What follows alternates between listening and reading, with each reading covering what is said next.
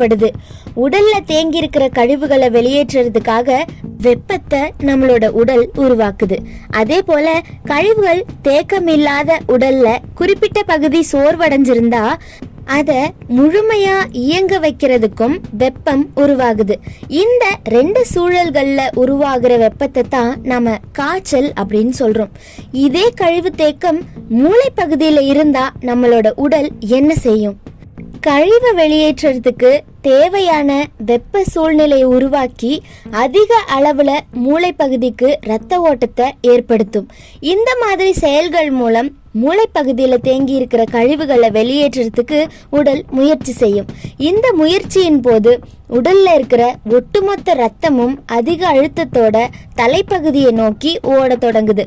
இதனால தான் வலிப்பு உருவாகுது. அதிக அழுத்தத்தோட மூளைக்கு வர்ற ரத்தத்தை உள்வாங்கிக்கிறதுக்காக உடல்ல வலிப்பு ஏற்படுது. தேங்கி இருந்த கழிவு பொருள் ரத்தத்தால படிப்படியா கரைக்கப்பட்டு வெளியேற்றப்படுற வரைக்கும் அப்பப்போ இப்படி வலிப்பு ஏற்படும். அதே மாதிரி மூளையில முழுமையடையாத பகுதி ஏதாவது இருந்தாலோ ஆற்றல் பற்றாக்குறை ஏற்பட்டிருந்தாலோ அப்பயும் காய்ச்சல் வரும்.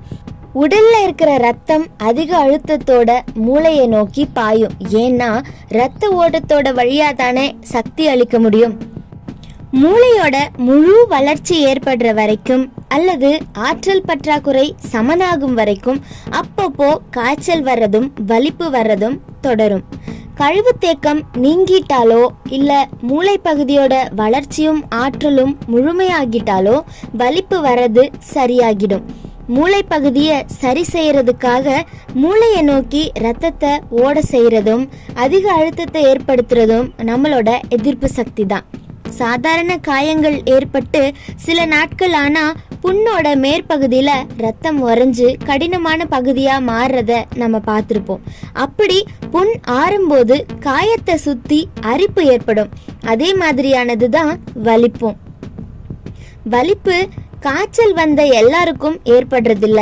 ஏன்னா மூளை பகுதியில சரியாக்கப்பட வேண்டிய தொந்தரவுகள் இருக்கிறவங்களுக்கு மட்டும்தான் காய்ச்சலும் வலிப்பும் சேர்ந்து நடக்கும்.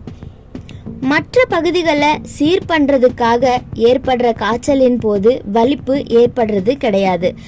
இந்த மாதிரி வலிப்பு ஏற்பட்ட உடனே நாம பயந்து போய் ரசாயன மருந்துகளை கொடுத்துடுறோம்.